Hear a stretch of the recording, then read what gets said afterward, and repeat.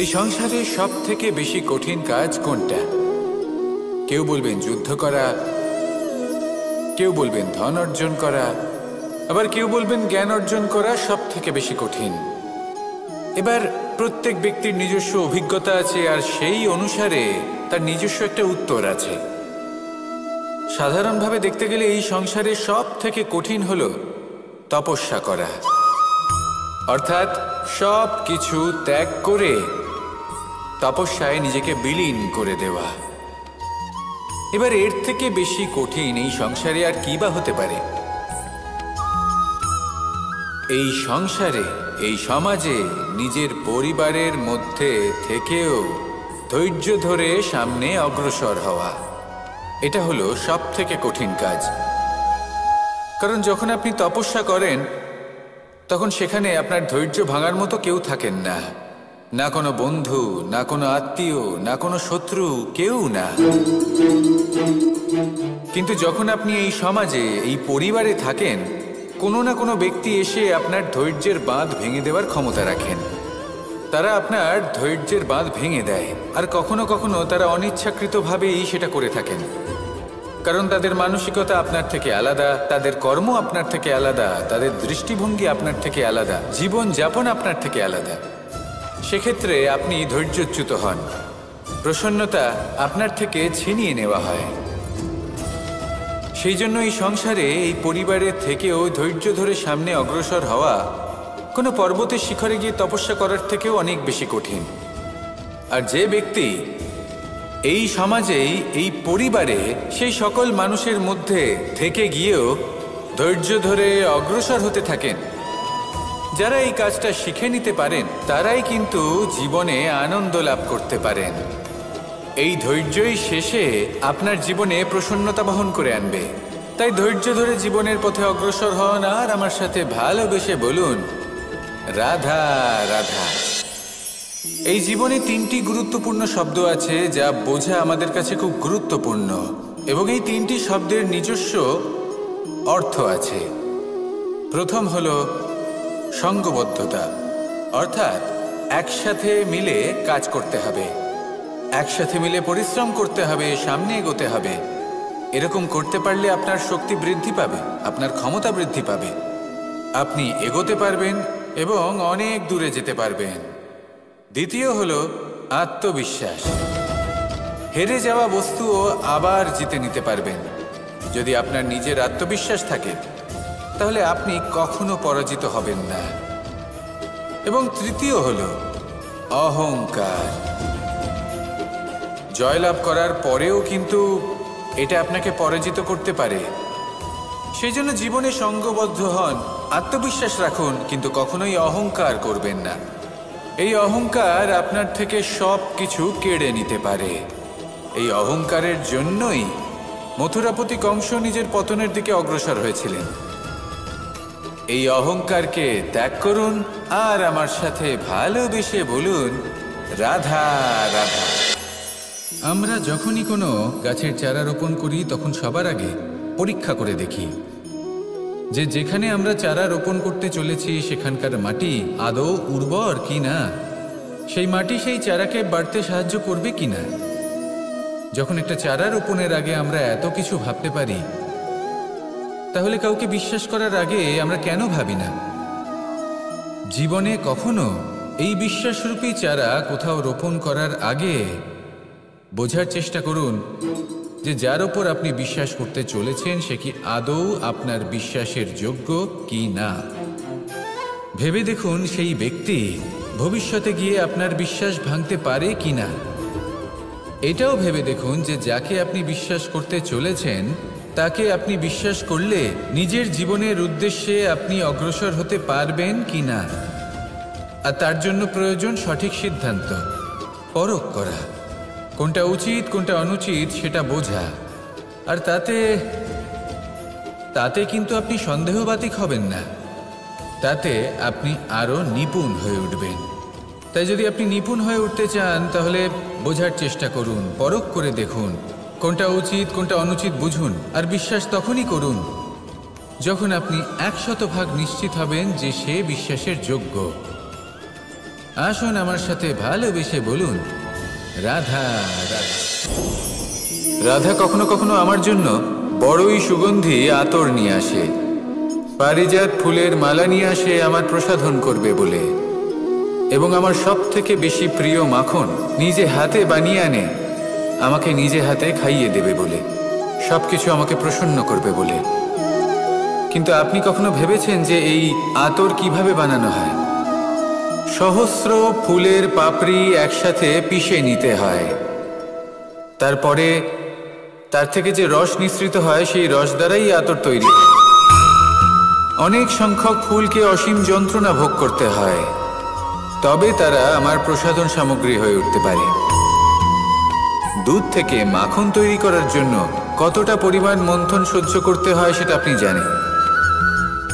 ঠিক সেই রকমই হলো আমাদের জীবনও। বিপদও আসে, কঠিন পরিস্থিতিও আসে, এর সম্মুখীন হতে শিখুন।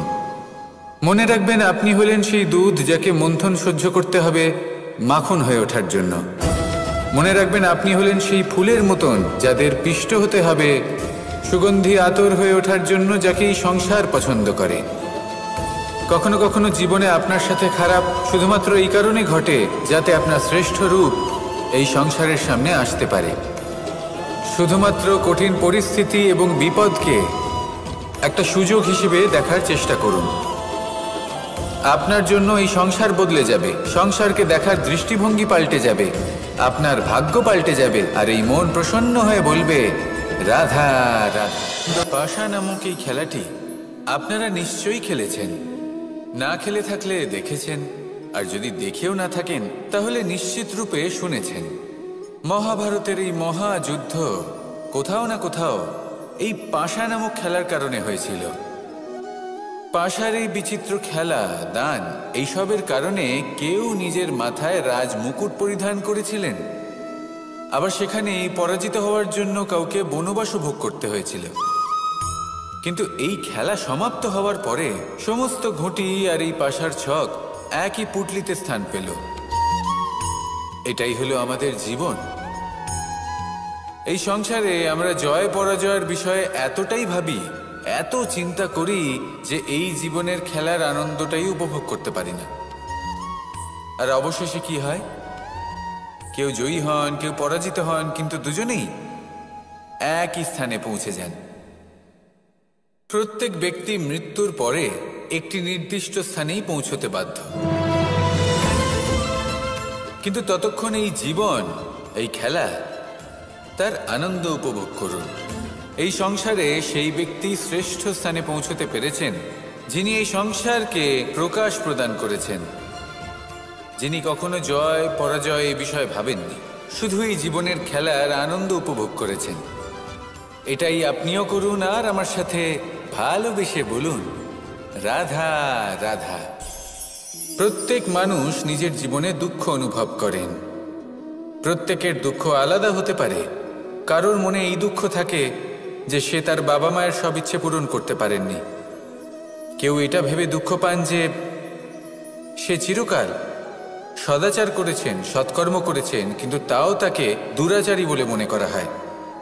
কেউ এটা ভেবেও দুঃখ পান যে তার সামনে যে ব্যক্তি রয়েছেন তার চোখে তিনি শত্রু হয়ে উঠেছেন বা দুষ্ট হয়ে উঠেছেন, যেখানে তিনি হয়তো কোনো অনুচিত কাজই করেননি। এবার এই সমস্ত বিষয় নিয়ে ভেবে নিজের ব্যক্তিত্ব নিয়ে সন্দেহ প্রকাশ করবেন না। যদি নিজের ব্যক্তিত্ব নিয়ে কোনো সন্দেহ থেকে থাকে তাহলে কর্ম সংক্রান্ত প্রশ্ন করুন যে আপনি যা করেছেন তাতে কি উচিত ছিল, কি অনুচিত ছিল।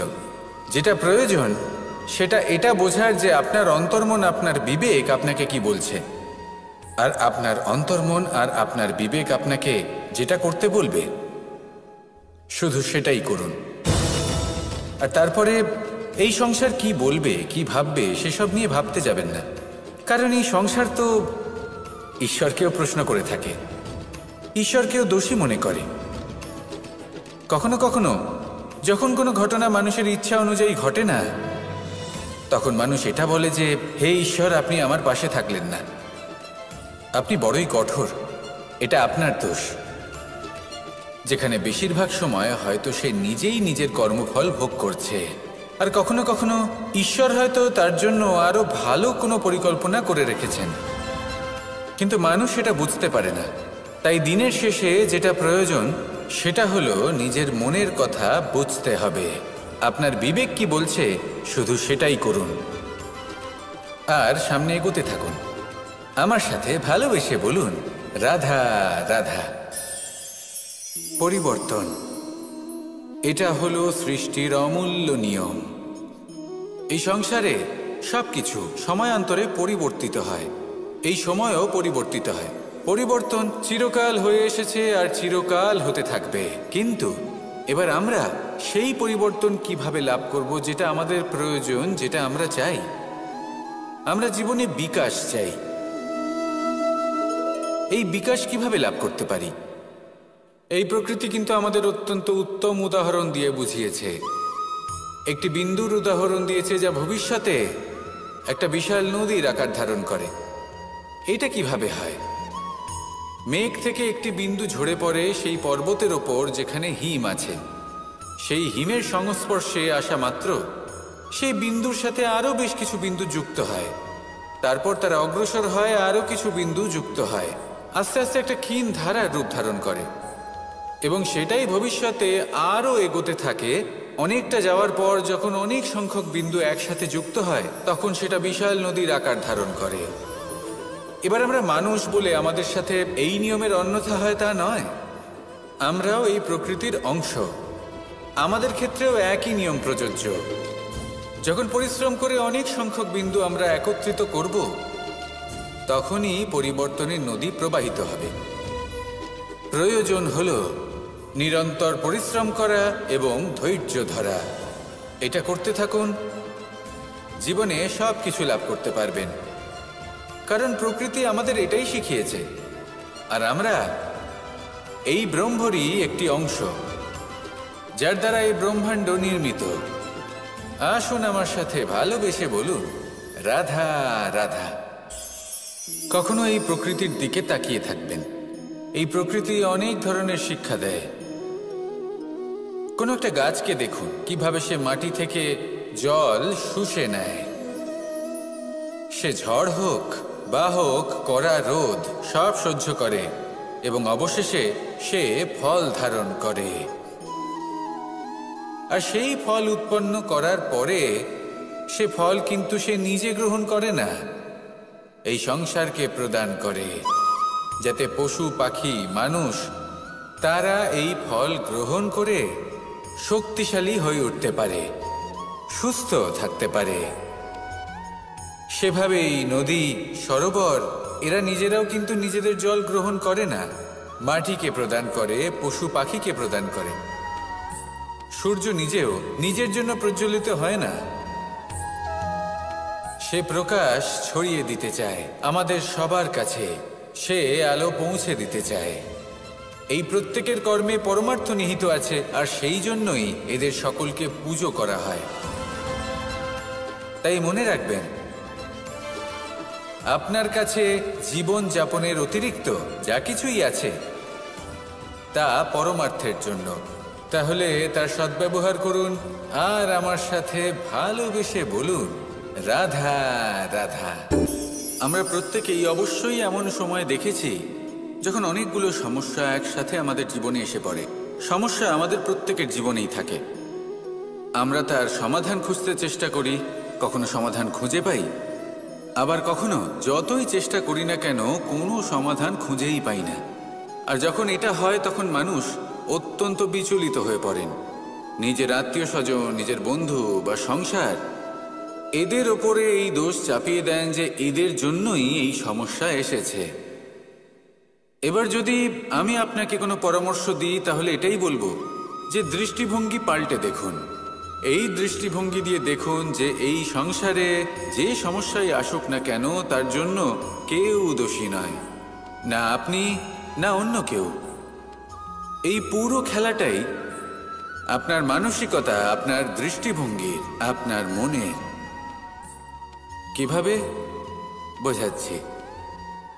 যখন আমাদের মন শক্ত থাকে তখন কঠিন থেকে কঠিনতর পরিস্থিতিও আমাদের জীবনে খুব বেশি হলে প্রতিস্পর্ধা হয়ে থেকে যায়। সেখানে যদি আমাদের মন দুর্বল থাকে, তখন অল্প কঠিন পরিস্থিতিও আমাদের কাছে খুব বড় সমস্যা হয়ে যায়, তাই না? একটা শক্ত মন কঠিন পরিস্থিতিকে প্রতিস্পর্ধা হিসেবে দেখে আর তার মধ্যে ওটা সুযোগ খুঁজে নেয়। আমাদের শুধু এটাই করতে হবে। এই সংসারে অন্য কাউকে দোষী মনে করলে আপনার সমস্যা দূর হয়ে যাবে না। সেই জন্য এই সংসারকে দোষ দেওয়ার বদলে এই সমস্যার মূলে চলে যান, সেটাকে বুঝুন, নিজের এই মনকে শক্ত করে তুলুন। যদি আপনার মন শক্তিশালী হয়, তাহলে এই সংসারে অনেক বড় বড় কঠিন থেকে কঠিনতর পরিস্থিতিও যদি আসে, আপনার জীবনে যতই বড় বড় সমস্যা আসুক না কেন, আপনার লক্ষ্য লাভে বাধা দিতে পারবে না। আসুন আমার সাথে ভালোবেসে বলুন, রাধা রাধা। আমরা সবাই পাথর দেখেছি, পর্বতও দেখেছি, শুকনো পাতাও দেখেছি, শ্যামল বনানীও দেখেছি। কখনো ভেবেছেন পাথরের অস্তিত্ব কিন্তু ততক্ষণ পর্যন্ত যতক্ষণ সে পর্বতের গায়ে আটকে থাকে। যখন সেই পর্বত থেকে সেই পাথর ভিন্ন হয়ে যায় ও নিজের অস্তিত্ব হারিয়ে ফেলে। আস্তে আস্তে কখনো পাথর কেটে বা কখনো পিষ্ট হয়ে সেই পাথর আস্তে আস্তে মাটিতে পরিণত হয় এবং পূর্ণরূপে নিজের অস্তিত্ব হারিয়ে ফেলে। এটাই পাতার সাথেও হয়। এই পাতা যতক্ষণ গাছের ডালের সাথে যুক্ত ততক্ষণ তার অস্তিত্ব থাকে। যখনই ডাল থেকে বিচ্ছিন্ন হয়, সেও নিজের অস্তিত্ব হারিয়ে ফেলে। আর এটাই আমাদের সাথেও হয়। যতক্ষণ আমরা নিজেদের আপনজনের সাথে যুক্ত থাকি, আমাদের অস্তিত্ব বজায় থাকে। যখন আপনজনদের সাথে সম্পর্ক ছিন্ন করি, তখন আমরাও আমাদের অস্তিত্ব হারিয়ে ফেলি। এবার এই সংসারের প্রত্যেক ব্যক্তি স্বতন্ত্র থাকতে চান, আর অনেক ব্যক্তি স্বতন্ত্র থাকবেন বলে আপনজনদের দূরে করে দেন আর তাদের সাথে এই সম্পর্ক ছিন্ন করেন। এটা কি সত্যি প্রয়োজন? আপনজনদের সাথে সম্পর্ক ছিন্ন করে নিজের অস্তিত্ব হারিয়ে ফেলা প্রয়োজনীয়, নাকি আপনজনদের সাথে সম্পর্ক বজায় রেখে নিজেদের স্বতন্ত্র করে রাখা সেটা আবশ্যক? নির্বাচন আপনারই। আসুন আমার সাথে ভালোবেসে বলুন, রাধা রাধা। আপনি কি কখনো নৌকা যাত্রা করেছেন? করে না থাকলেও নিশ্চয়ই দেখেছেন যে এই জল যা নিজের অন্তরে সব কিছু সমাহিত করে নিতে পারে, এই নৌকা সেই জলের ওপরেই ভেসে থাকে। নদীর স্রোত কাটিয়ে সে সামনে অগ্রসর হয়। কিন্তু যদি এই নৌকায় কোনো ছিদ্র হয়, তাহলে কিন্তু সেই নৌকা ডুবে যাবে। আর এতে কোনো তফাৎ হবে না যে সেই ছিদ্র ছোট নাকি বড়, নৌকা ডুবে যাবে। এই ছিদ্র হলো আমাদের জীবনে আমাদের অপগুণ, আমাদের দোষ, আমাদের বিকার।